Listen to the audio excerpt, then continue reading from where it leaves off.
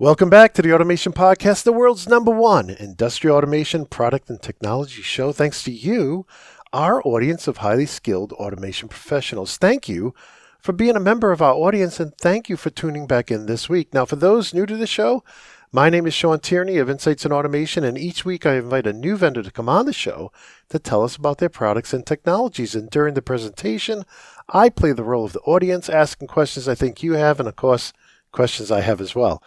With that said, given that a quarter of our audience doesn't watch but listens to the show, right? So whether they're on Apple or they're on Spotify or they're on YouTube, a lot of you told me, hey, I listen to you while I'm doing other things.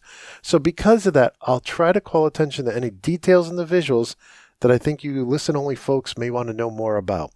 And with that, I want to welcome back Adam. He's been on the show. This is a third appearance. He's from Copia Automation. He's told us all about Git Base Source Control. He's told us about Device Link. And it's great to have him back. It's been about 18 months. So he's back on to tell us what's new and happened. He's got some exciting things going on. And so with that, Adam, I kind of built you up really big. Can you, before we jump in and talk about what's going on with your company, can you just give us a little introduction for those who are new to the podcast of who you are? Yeah, absolutely. Yeah, thank you so much. And I'm definitely excited to be on the show again. And in this, we'll be talking about, industrial DevOps and building out this idea of this industrial DevOps platform and set of practices. But the component pieces are source control, device link. So it's almost like that natural progression from the shows we've done. So it's super fun to be back. In terms of my background, as you mentioned, I'm CEO and founder at Copia Automation, working on Copia for half a decade now. Company was kind of formally founded 4 years ago. Before Copia, I was kind of grew up as a software engineer. I was on engineering strategy at Uber, where I worked on the overall backend systems architecture. My skip level was the CTO as part of the office of the CTO. I was working on driver platform features, so also just how you scale the driver app for that, kind of maintaining exponential growth within the headcount of the engineering team there. So I kind of cut my teeth in DevOps and then moved into the industrial automation world, focusing specifically on, how can we bring those DevOps practices from the IT world and make them work within the OT environments that everyone who listens to your podcast is familiar with. So we'll dig into a lot of that story of how that works and the problem and how our platform solves it, along with just generally thinking about, industrial DevOps as a set of practices. So with that, I'll just jump right in. We'll go through a few different things today. We'll focus on, I'll give a little overview of Copia. I just did. I'll go a little bit more detail just so you all know a little bit more about me and where I come from, the problem, that we're kind of facing, the solution, thinking about Copia Industrial DevOps platform, as well as industrial DevOps generally. Throughout this, happy to answer, questions as well. So Copia at a glance, and this is kind of fun because, we've probably given flavors of this slide across our different showings, but we were founded in 2020. We started shipping product to users in early 2021. Since 2020, Copia has raised $30 million of funding from top investors who tend to be, invest in the industrial space generally. So the boards of various other kind of fast growth, high impact industrial vendors. Copia has seen consistent growth and adoption. We have over 2,000 developers using the product now, and 135 customers, individual, companies using the product. We try and compose our team of world-class talent from the IT and OT space, given that the blend of the product is from both the spaces.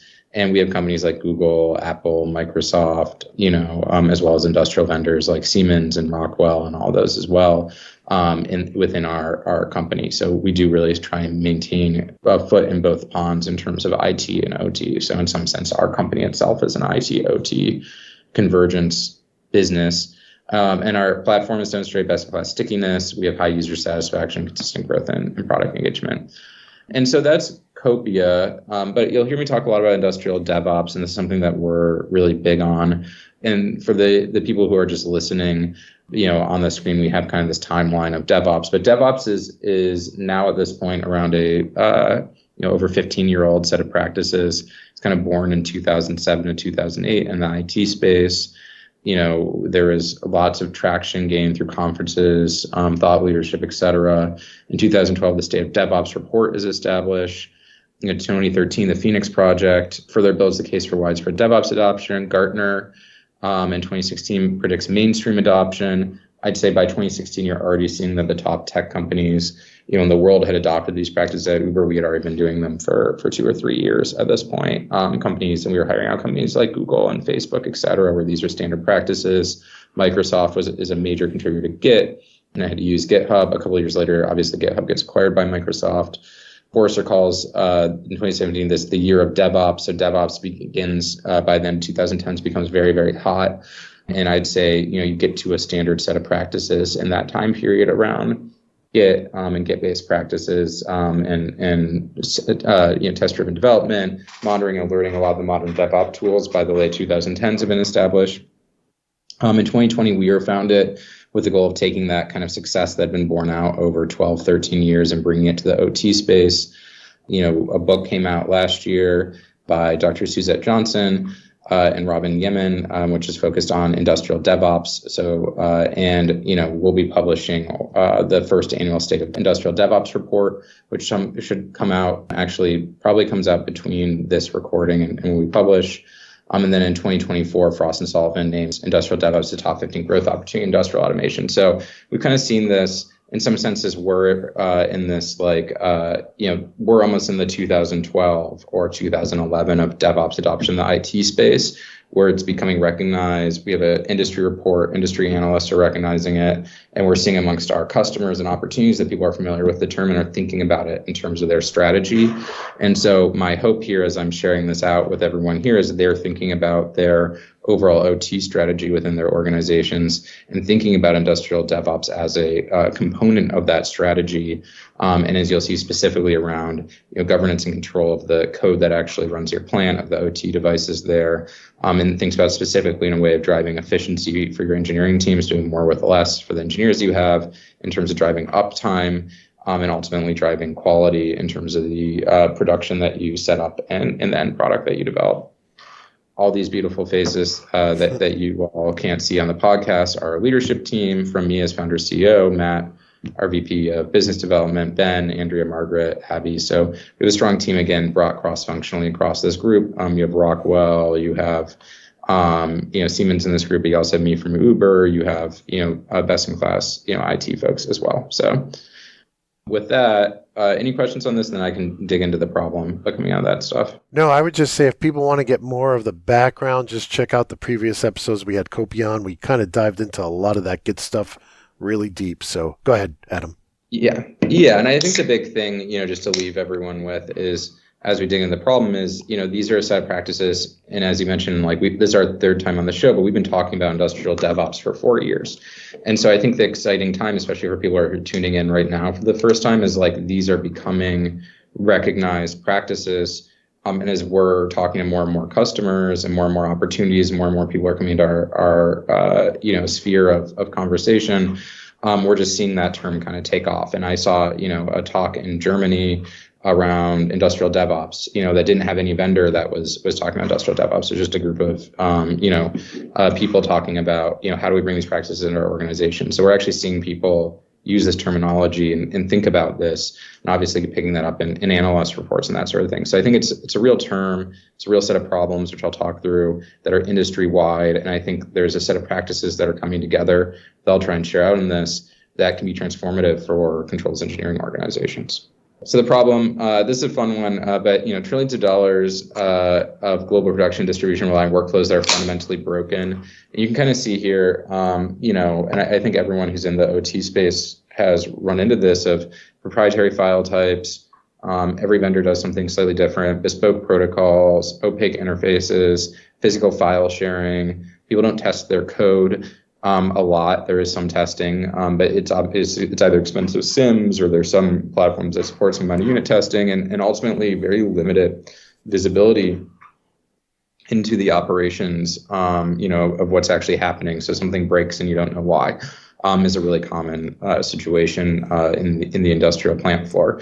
And so all of these make it really hard to build the workflow that our product sells for. And then speed to market is a survival imperative. Obviously, we see a lot of production coming up, and we see that a lot of building is bottlenecked by industrial code. And so, obviously, on top of that, you have, some of this cyber OT questions.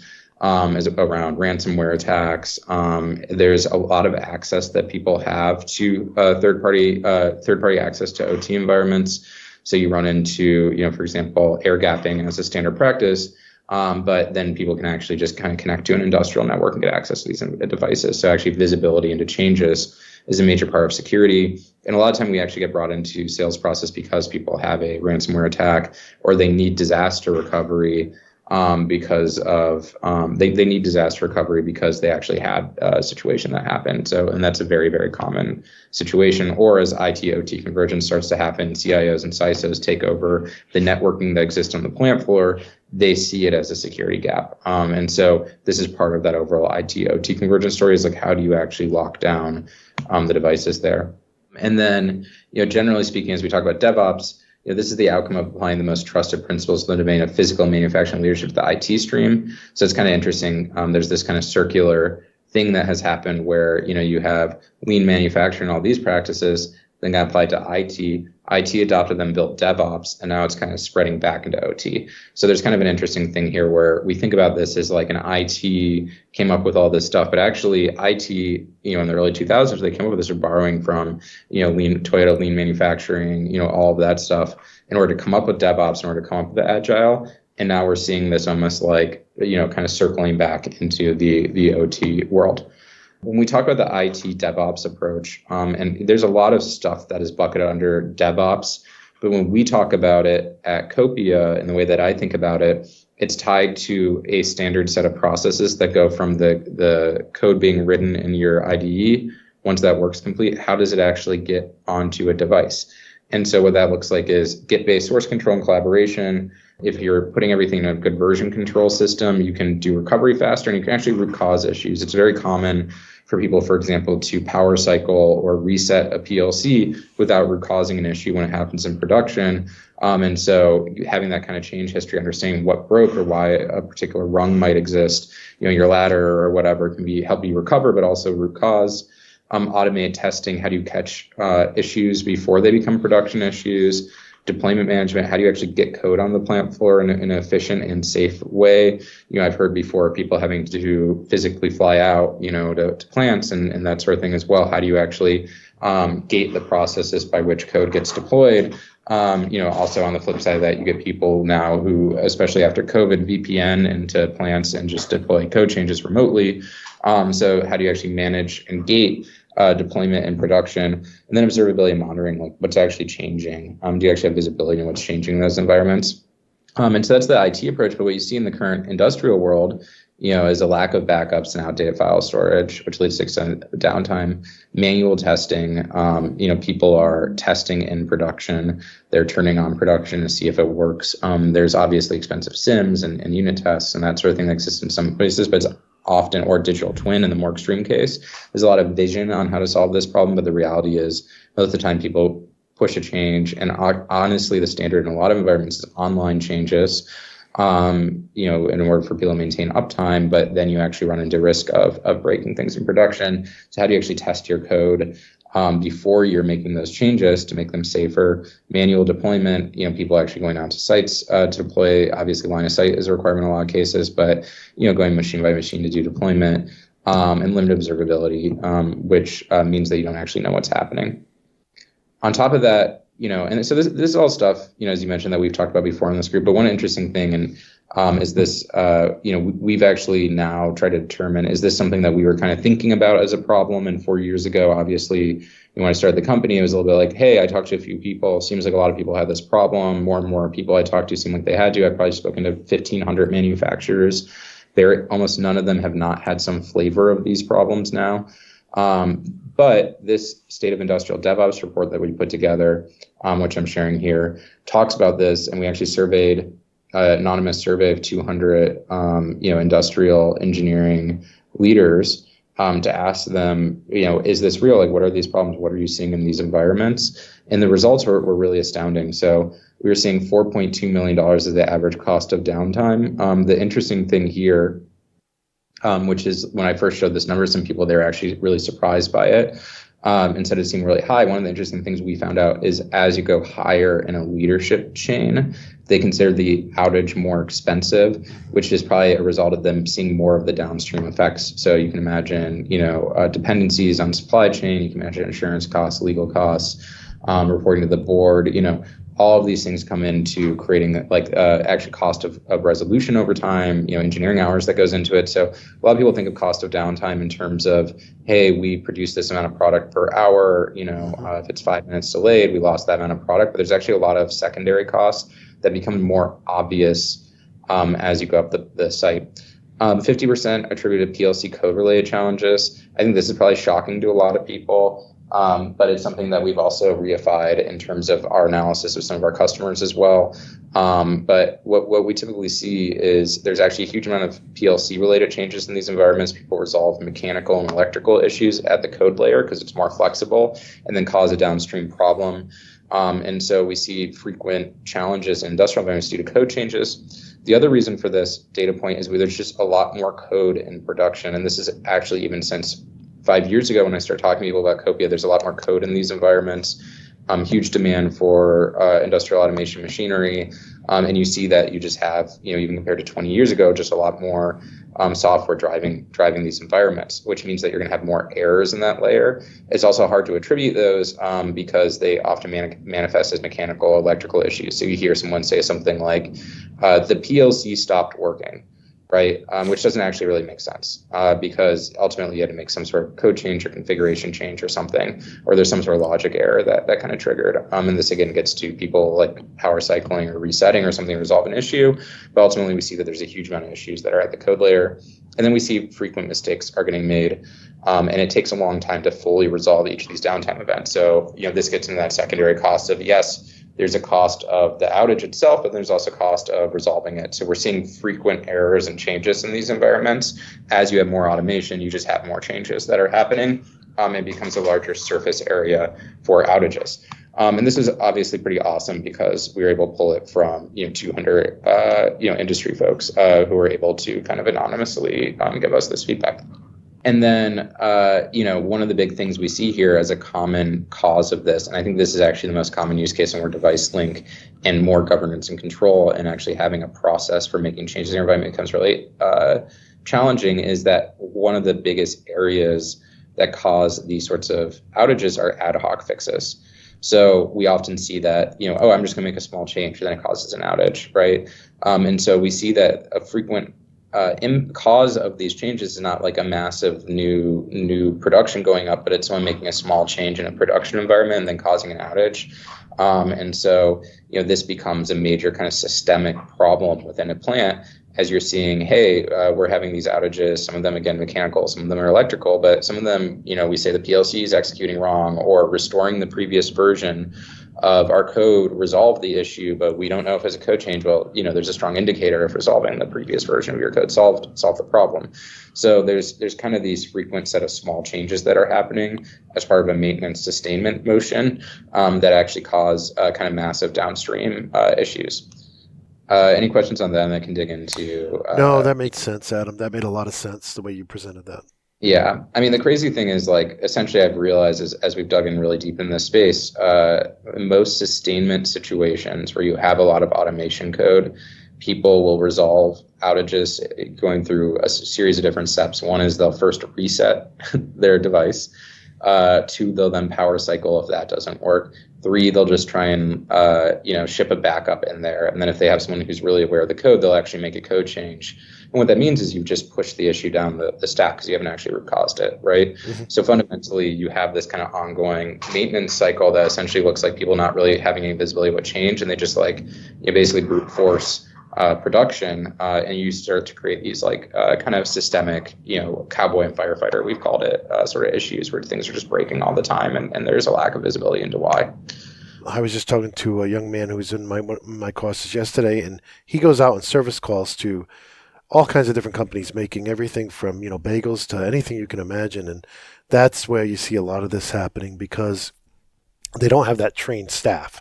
And so, but that's not to say that your product's not good for trained staff, it's actually a godsend for trained staff. An expert engineer can understand what you're going to go through here right now. We saw in previous appearances is this helps everybody, not just the person who may not be as experienced as somebody's been doing this 20, 30, 40 years. This solution is good for all users. And I'll turn it back to you. Yeah. No, that's a great point, and I do want to call out too that a lot of what I've seen in a lot of, especially more enterprise organizations, is increased centralization of top talent in organizations, or contracting out to system integrators who are doing support. So, where we actually, to your exact point, see like a big value add here is if you are an expert user of the product and you're trying to support a site, in general, being able to say, like, here's what changed. I'm going to go actually fix the code or the underlying logic problem, or maybe I'll do a backup.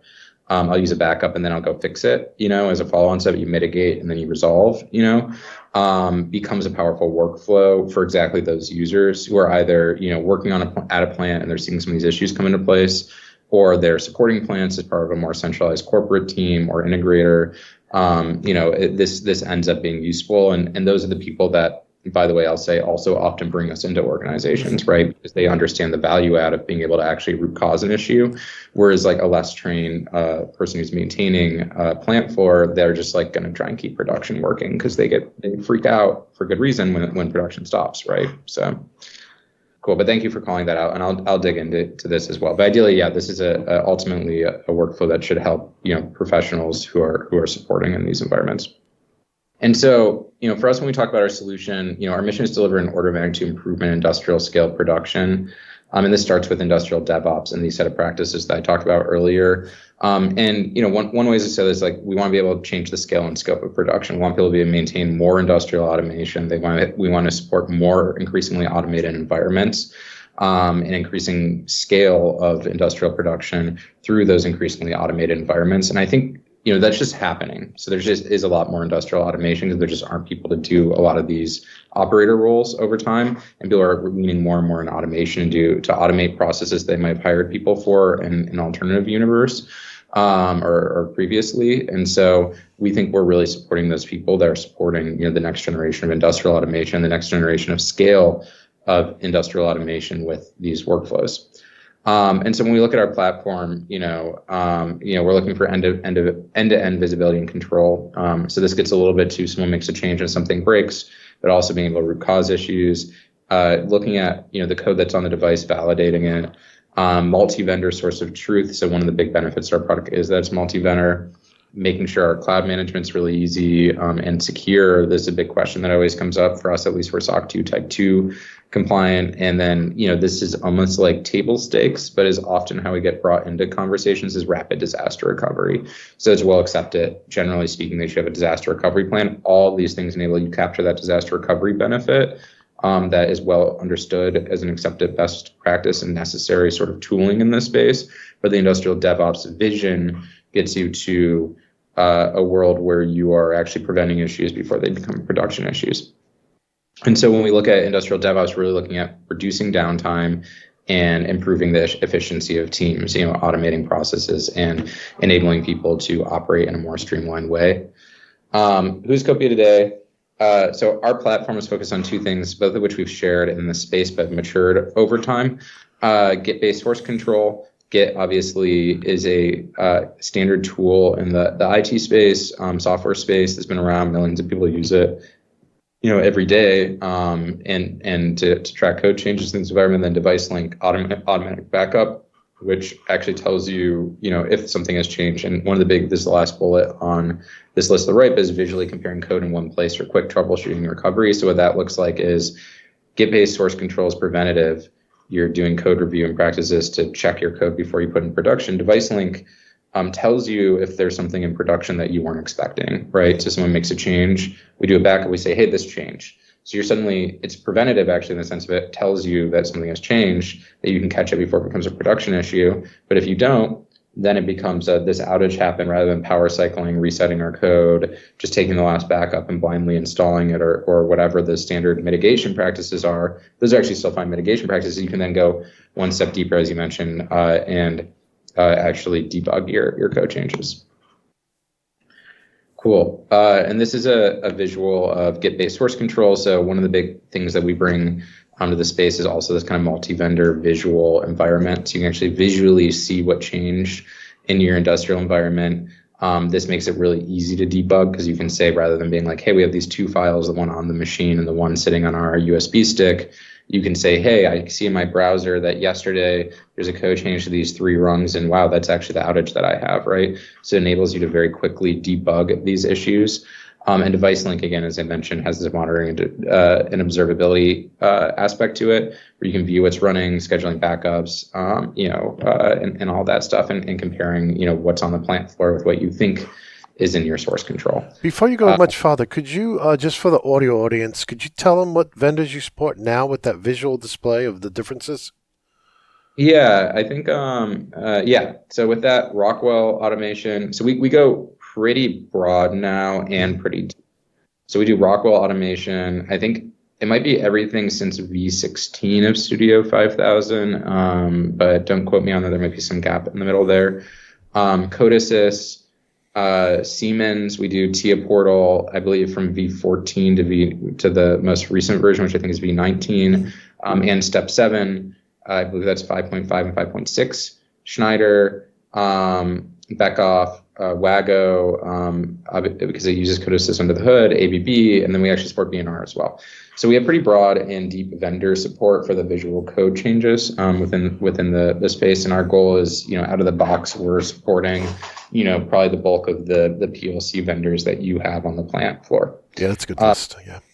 Yeah, it's taken a lot of work to go deep there, but I think it's kind of still table stakes if we want to actually deliver the value that we want to deliver in this space. So, and then with Device Link, it's worth calling out that we go even further than that because we support a number of those vendors, but we also support SFTP, SCP, FTP as well. Which means that we can support like a variety of edge devices, as well. So often what we see is like we support the set of PLCs when we come to the site. We already have integrations for standard robots like FANUC or something like that, and common devices like Cognex or a Keyence sensor or something like that. Mm-hmm. But as we get a little bit deeper, we'll often find that people have peripheral devices, and then it's fairly easy to build support for those as part of our overall integration step. So if we want to support like a Stratix switch or something like that, we can build those sorts of integrations pretty quickly given the architecture that we have in place. Dashboards and visual jobs. So, again, this is just showing, what's changing in the environment, and we actually support dashboarding. So one of the common ways that people can use this product now, that we see is actually on day one, you want to plug in Device Link, to understand what's there. And then you want to see what changes are just coming into your environment before you even think about source control. Right. And so this gives you visibility into, hey, there's all these changes happening. And this actually gets to the fact that people actually don't have that much visibility into these changes to begin with. Some of these look pretty gnarly potentially. How do I build better process to prevent those issues? So you kind of get that from day one with just Device Link integration. And then again, it's always worth calling out best in class security. There's a bunch of different things, but the big thing called SOC 2 Type 2 audits. We're regularly audited. We have best in class, essentially cloud security. We also support a self-hosted version of the product, not on-prem, but actually in the enterprise cloud for enterprise customers that need a more specialized deployment as well. So we can, for example, deploy on someone else's AWS if they prefer that, and we often see that in larger enterprise customers that they want to maintain and operate their own deployment in the cloud. Any questions on that stuff as we dig in? No, I think that was straightforward, and it's good to know. And don't want to. Some plants may be so concerned about intellectual property that they do want it on premise. But I think many of the large companies will have their own cloud, their own private cloud, and so it's good that you support all three. And for the smaller customers, they can just use your cloud. They don't have to do anything, right? So it's a good mix of options there.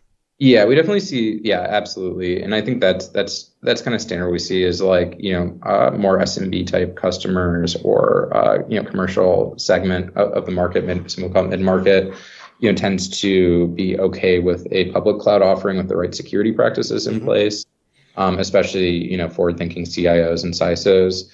And then as you get to enterprise, just the scale and scope of the deployment often drives them to want to kind of have a little bit more operational control. And then also, they have, deals with a lot of the cloud vendors and that sort of thing as well that enables them to, they want to use some of that spend there and, make sure that they're leveraging the kind of scale of purchasing that they make within those vendors. So, yeah, and then I'll say, just you mentioned on-prem is, increasingly we do see people more and more comfortable with the cloud. So I think it's definitely an interesting kind of evolution over the last 5 years since we started the company.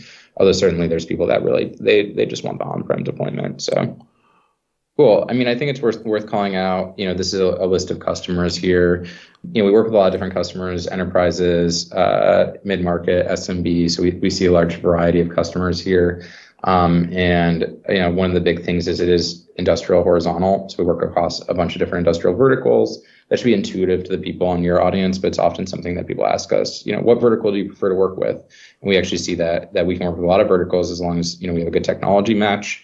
And that again gets into some of these vendors that, you and I, that we just talked about on the previous slide. One of the big things here is, especially as you get into more scale, but even if you look at a single, plant floor, you tend to have a lot of different vendors at that plant. You might have different CNC machines, you might have different sensors. We see Fanuc robots with Rockwell automation. There's a common pairing, that happens. And so you get this kind of multi-vendor environment, and our goal is to drive consistency across those different vendors. So this is a set of the vendors that we support. On our website, we have more detail on this in terms of supported vendors.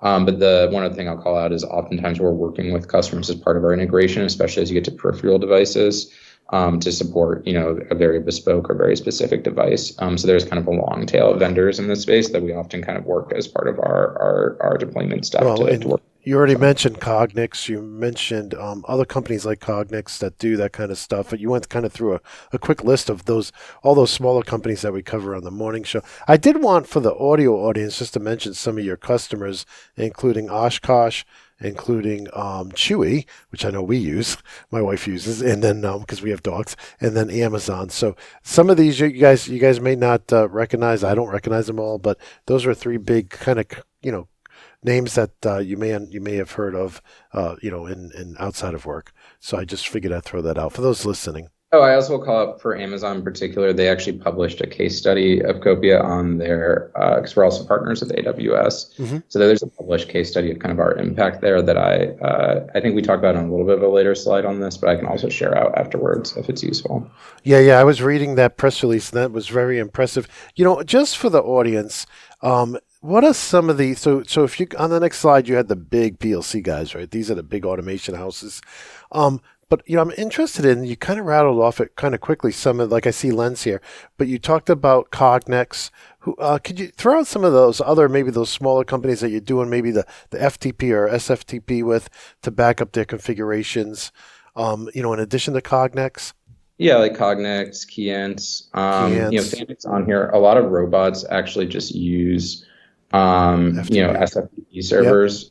So that's pretty common outside the PLC world. So most of those we end up building integrations for. So, and when you're doing network switches, I mean, is that also secured FTP, or do you typically do something else to get you mentioned a Stratix switch? You want to get that configuration file. Yeah, actually, that's a good point. Yeah, so we did build an integration for a Stratix switch somewhat recently. And that was actually, I think, a fairly straightforward integration. I think it took us like a couple of hours with our existing infrastructure to build that. So that's another example. We don't have support for it right now, but we've looked in documentation for like an Atlas Copcode controller or that sort of. Yep. And those some of the more modern ones use SFTP there. So we certainly see a fair number of those. So. Now, if a vendor's a little jealous and they're not on this list, is there somebody they contact at your facility to say, hey, I think we got a customer that would like to use you, but we need you to support us, especially if it's SFTP or FTP. That should be fairly simple. Is there somebody at your, do you have a corporate relations with other companies that they can contact? Yeah, so we have a person who leads our business development, Matt Lee. Mm-hmm. He's actually also a co-founder. But people can reach out to me directly as well over LinkedIn or Matt Lee, MATT space LEE. and just reach out and say, hey, I'm interested in doing an integration. We'll always take a conversation like that, especially, if we can collaborate around a lead customer or something like that as well, because that can often help make the integration more high quality. Yeah, absolutely. So, all right, back to you, Adam. Thank you for answering my questions.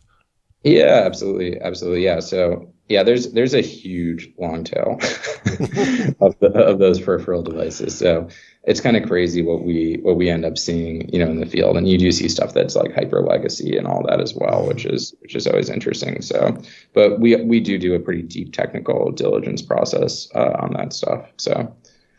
Cool. And then I think this is the kind of result that we got from that Amazon case study, and people can fully access this on Amazon's website. So we're not saying anything that's not already public there. But the big data points, there's 80% reduction of unexpected downtime due to code errors, 25% reduction of resolution time for severe code issues. So kind of seeing that kind of major benefit on preventing production issues by just having people kind of look at code changes and catch them earlier. And then from there, again, this kind of calls out the industrial, horizontal, and, the different sorts of companies we work with, from, large entertainment company, electric vehicle company, all these different sorts of companies that can use this product. And again, that shouldn't be probably particularly shocking for this audience, given the scope of vendors that we support, but it's just worth calling out that we're not actually highly verticalized in that way. And some vendors do tend to have solutions they say works really well for this customer. And other, as long as we have a tech fit, we can basically support your production. So Copia's vision for the future of industrial DevOps. So, again, this is kind of this DevOps stack. One thing that has come up a lot is just as we're taking the next kind of step in this stack, we're going through, Git Base Source Control, automated testing, deployment management, observability monitoring. We want to build that whole stack, from top to bottom, and build out that entire workflow for customers. And we've seen lots of interest in different parts of this. And so the big thing for us, and I think in general, if you're looking at this, is how to engage with people who actually want to drive process changes in organizations, and can kind of mobilize to enact those changes. The other key piece of this is, again, this kind of multi-vendor coverage across all these different vendors. And then, as we look forward to, AI-enabled workflows, what can you do once you actually have all the source control stored? Thinking about code generation, code analysis, all of these different sorts of workflows, maybe generating tests, all these different, there's a million things you can build once you actually have, a standard set of practices and you actually have, your code stored. So as you start to build out the right set of practices in an organization, you actually set yourself up for some of the next generation of stuff that's coming as well. And one thing that we do see in the IT space, and so I expect it will eventually have an impact, the OT space is a lot of AI-enabled DevOps tools. So basically trying to figure out how to build developer workflows and make them work better. And of course, the wrinkle in the industrial space is you get a lot of sustainment folks. And so figuring out, like, if your job is you maintain 150 devices, your job might involve a lot more debugging than writing code on a day-to-day basis. So how do you make that easier, and that sort of thing as well. Cool. And that's everything I have here. Do you have any questions, any other questions for me coming on this stuff? I just want to go back into that one slide, the previous slide there on the DevOps stack. And this is and I love how you put Industry X.0, because I know a lot of people are trying to push Industry 5.0, and it's like, are we done with 4.0 yet? But in any case, I love the DevOps stack. Git Base Source Control. So there's other ways to do source control, right? And I think a lot of people still are using folders on servers, but using Git, and we go into this in great detail in our first podcast, it's just an industry standard, right? So you're using the industry standard, which means you can leverage, when you're training younger people, they're learning what the rest of the industry is using, right? And then automated testing. This is something I think that we don't have a lot of, and that's something that's important, right? And getting those reports in that dashboard of knowing when something's changed. It's like, somebody worked on line 3 yesterday. Nobody was supposed to touch that. That's our moneymaker. Why is there a change on line 3? And you can immediately reprioritize your day as the engineering manager or maintenance manager and try to get that before you find out you made $1 billion worth of bad products, right? And then deployment management and observability and monitoring. So I can see definitely some very interesting things coming from Copia in the future to address this entire stack. But I do love how you guys are working so hard with all those PLCs to do the visual. I mean, doing the upload and save, that's one thing, but visualizing the changes for all those different vendors, PLC vendors, from my world, that's what I'm thinking. That gives you, because most plants do have more than one PLC. It's just the way the world works, right? You can't have all one vendor. Most homes don't have all Hondas or Toyotas or Chevys or, and it's just the way things work out. So, just looking at this slide, it really, to me, it's a capstone on your presentation. And I would recommend, anybody who's interested, read that blog. I think it was aws.amazon.com/blog/industries. Check that and then you'll see the blogs up there. Check that out. I'm sure there's a link on Copia's site as well. But it was a very interesting 80% reduction in downtime based on code errors, right? So if you can eliminate all the little mistakes that are being made out there when you have hundreds of PLCs, then that can go right to the bottom line. But did you want to add anything to that, Adam? No, I really appreciate that breakdown here. And I will say, we like to talk about the big vision of industrial DevOps, but a lot of this is, as you mentioned, supporting a bunch of different vendors, supporting a bunch of different workflows, and really ideally building a tool that is actually solving a real problem, at the plant level, right? So when you talk about like an 80% reduction in outages from code changes, and you pair that with data that we've seen and corroborated just from our experience working with customers of like a huge increase. I think our number from our industrial DevOps report is 50%, but a huge increase in frequency of code changes, configurations, et cetera, just a lot more automation in this space. You can see this is like a systemic problem that organizations face. And when you look at best practices like disaster recovery, that's just a fundamental best practice, right? So when you look at the kind of root of this from you need to solve disaster recovery, there are a lot more code-related outages that are happening in these environments, and they're due to changes, and there's no visibility or ability to manage those changes. Then you're like, okay, well, can you build a tool that really solves for those workflows and actually makes people's lives easier and makes it easier to maintain production, right? And so that's really our goal here. And so we can always go really high and talk about industrial DevOps and Git, which is amazing, and automate testing, and how do you manage deployments and observability. We can go into AI, and I think all these are going to be insanely useful tools, but it's worth calling out that the core of it does drive that ROI of uptime, and it does drive that increase in organizational efficiency, and it is ultimately strategic because it changes, how your engineering teams actually operate and unlock their ability to bring new production to market, and also, maintain more production, and more scale and scope of manufacturing production. So it ends up being this really powerful set of practices, and it starts with a relatively tight investment of backup and source control, but then you can build this entire world out of it that can really change how you as a controls engineer, but if you're an engineering manager, how your teams operate, or if you're a director, how your whole organization or company could operate. So it's very powerful in that way. Yeah, and I think for some of the more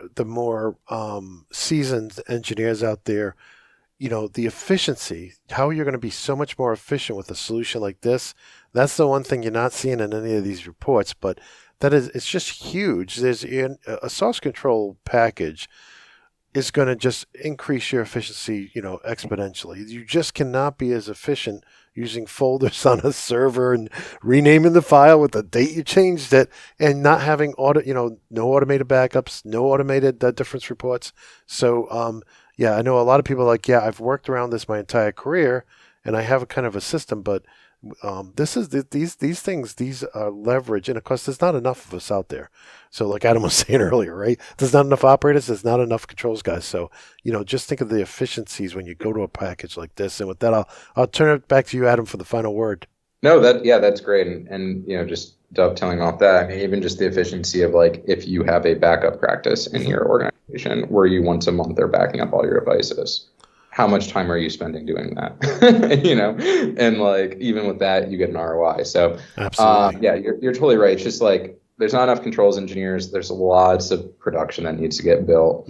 And can we make the entire workforce that is building fundamental infrastructure more efficient? And can we build more awesome stuff, that's highly impactful. So, especially, production is disinflationary and all that stuff. So let's make more stuff and make it cheaper, Yeah. Make it better, cheaper, and faster. Yeah, exactly. Let's do it. So anyway, thank you so much for having me on the show. It's always really fun. I really appreciate it. And hopefully we have something really exciting, 12, 18 months when we're on the show again. I Or hopefully, appreciate it, Adam. but, hopefully we get to share some cool updates in the near future. So, Awesome. Yeah, we'd love to have you back. Thank you again, Adam, for coming on. yep. Thank you very much. Well, I hope you enjoyed that episode, and I want to thank Adam for coming back on the show to bring us up to speed on what's new with Copia automation.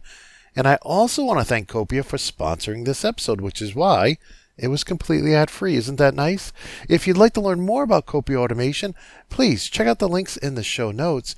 And if you'd like to gain access to all of my content ad-free, you can do so by subscribing either on YouTube or at theautomationblog.com by clicking on that join button. It's just $10 a month. And with that, I hope you all have a great week. I want to wish you all good health and happiness. And until next time, my friends, peace.